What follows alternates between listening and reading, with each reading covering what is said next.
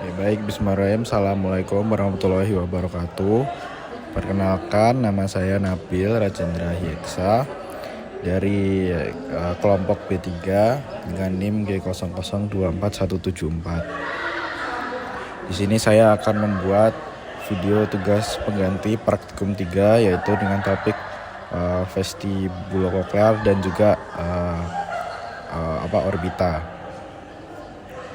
Oke, jadi yang pertama itu orbita et lacrimalis et oculus.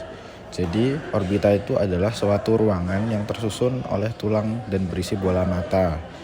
Itu ada nervus opticus juga dan otot-otot extraocular.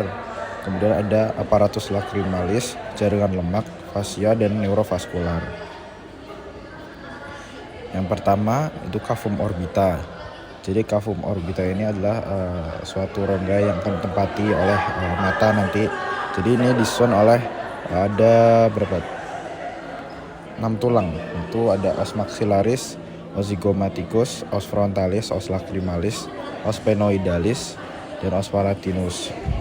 Kemudian untuk batas-batas cavum orbita ini pada superiornya dibatasi oleh os frontalis dan ala minor osis sphenoidalis. Untuk batas inferiornya os zygomaticum, os maxillaris, dan os palatinus. Kemudian untuk dinding medialnya os lacrimalis, os ethmoidalis, dan os sphenoidalis. Kemudian untuk dinding lateralnya dibatasi oleh os zygomaticum dan ala mayor osis sphenoidalis.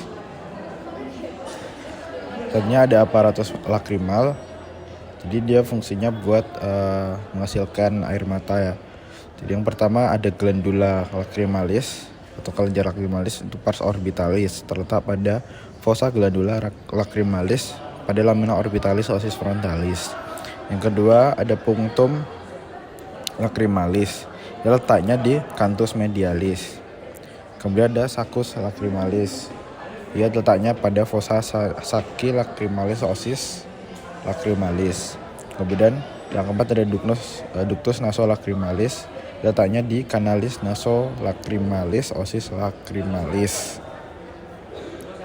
Selanjutnya ada bulbus oculi. Bulbus oculi ini ada 3 lapisan. Yang pertama ada tunica fibrosa, yang kedua tunica vasculosa, dan ketiga tunica nervosa. Oke, lanjut ke tunica vasculosa.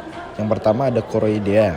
Di sini banyak pembuluh darah karena namanya vasculosa ya. Jadi isinya pembuluh darah gitu. Yang kedua ada corpus ciliaris. Jadi corpus ciliaris ini nanti disusun oleh 2 bagian.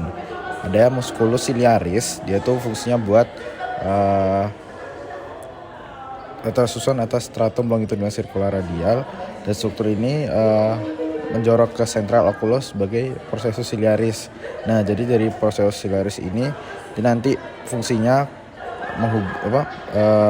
mengatur daya akomodasi lensa mata melalui kontraksi musculus ciliaris. Jadi tadi fungsinya musculus ciliaris adalah mengatur daya akomodasi lensa mata. Jadi bisa kontraksi dan relaksasi untuk mengatur daya akomodasi lensa.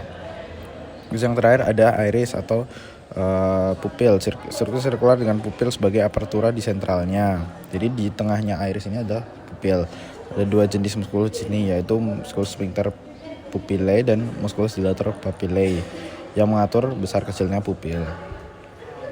Jadi ketika di tempat yang banyak cahaya, dia nanti akan mengecil. Kalau di tempat yang gelap, dia akan membesar supaya intensitas cahaya yang masuk tuh bisa lebih luas jangkauannya.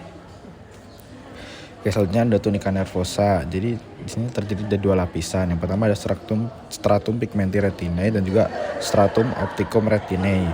Kemudian selain 2 lapisan, dia terdiri dari 2 pars juga. Yang pertama ada pars ciliaris retinae dan juga pars optica retinae. Nah, kedua pars ini dibatasi oleh ora serrata atau spatium zonulae nama lainnya. Kemudian selanjutnya organel vestibulokoklear. Jadi di sini ada pembagian, ada auris eksterna, auris media, dan auris interna. Nah, untuk auris eksterna yang pertama ada auricula. Dia fungsinya untuk mengumpulkan gelombang suara. Dia disusun atas cartilago dan jaringan fibrosa, kecuali pada bagian lobulus auriculae atau pada cuping telinga. Dia disusun oleh jaringan adiposa. Yang ketiga dia disusun juga oleh cartilago. Namanya cartilago auricula dan cartilago meatus austicus externi. Oke. Kemudian ada muskul intrinsik, yaitu otot-otot yang menyusun bagian dalam telinga. Dia terdiri atas musculus helicis major, helicis minor, tragicus, antitragicus, dan obliquus auriculae setelah transversus auriculae. Dia diinervasi oleh nervus ke-8.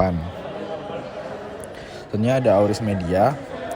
Itu ada suatu ruangan namanya cavitas tympanica. Jadi di sini ada tiga tulang pendengaran, yaitu malleus, incus, juga stapes.